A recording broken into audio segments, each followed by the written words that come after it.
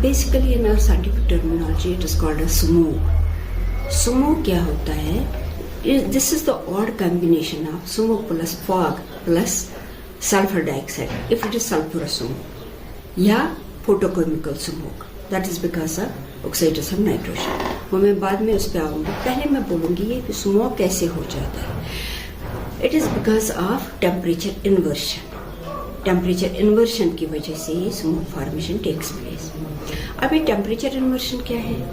Condition in which with increase altitude the temperature increases against the normal decrease in temperature. होना चाहिए था normal decrease temperature में with increase in altitude, लेकिन होता क्या है? Temperature increases.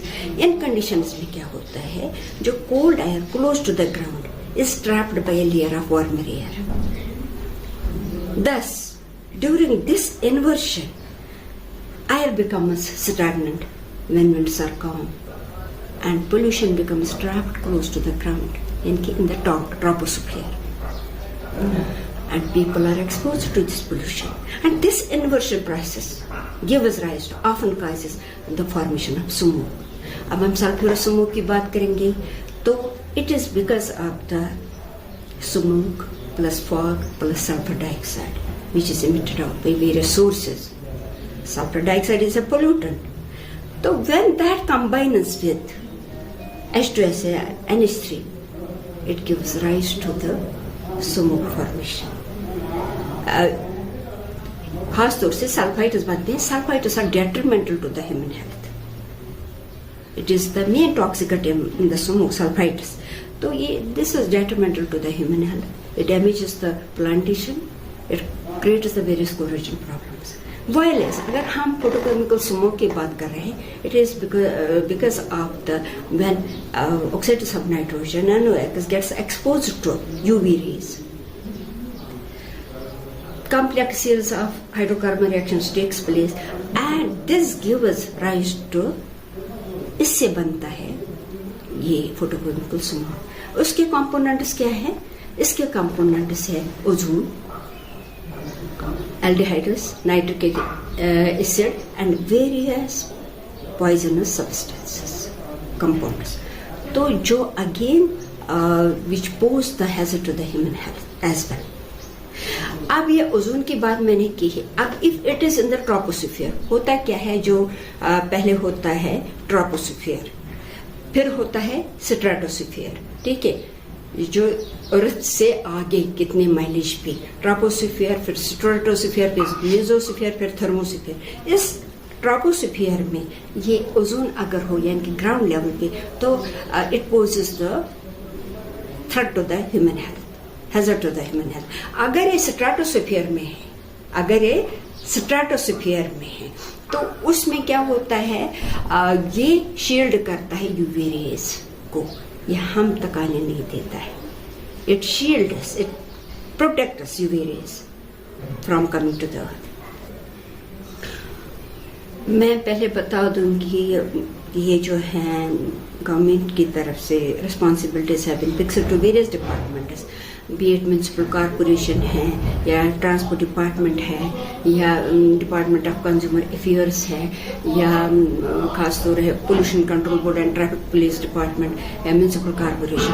तो इनको आयद की गई है जिम्मेदारियां जो उस पर काम कर रहे हैं to control this pollution level in general. तो जो अब ये है कि अब ये गैसेस जो आ रहे हैं फ्रॉम वेरियस सोर्सेस, कैसे कैसे मैं उस पर फिर ये फोकस करना चाह रही हूँ कि that is emitted other by the vehicle pollution, या तो open burning of biomass, plastic waste, horticulture waste, या म्यूनिसिपल सॉलिड वेस्ट, या फॉसिल फ्यूल बर्निंग से आ जाते हैं.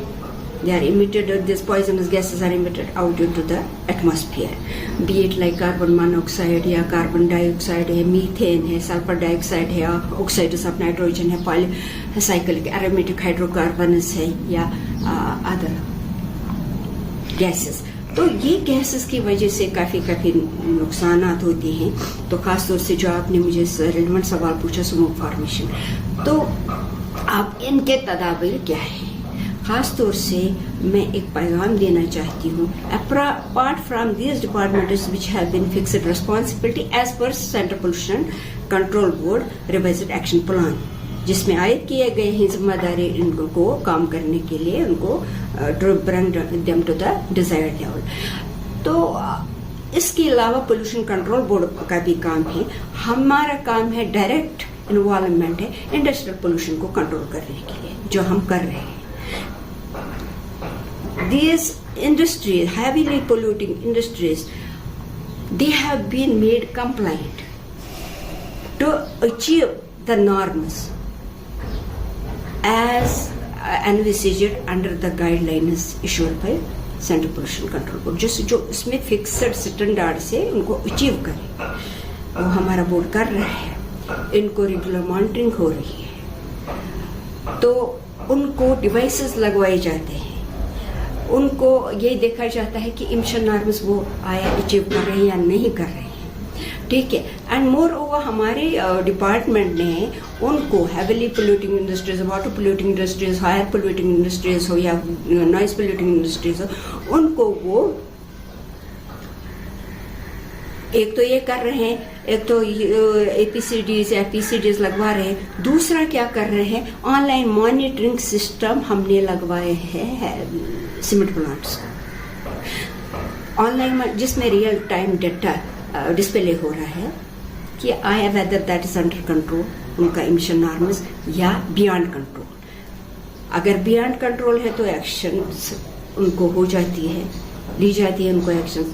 And more over I would say जो कुछ हैवीली लोडेड मतलब यूनिट्स थे, उनको क्लोजर ऑर्डर्स इशू किए गए, लाइक उनको शिफ्ट किया गया है, like stone crushing units, brick kilns, उनको शिफ्ट किया गया to other place and they have been made complaint कि वो मिटिगेटिंग मेजर्स अडॉप्ट करें। और ब्रिकलनेस को जिगजैग टेक्नोलॉजी लगवाई गई है हमारे बोर्ड ने, जिससे काफी पोल्यूशन अंडर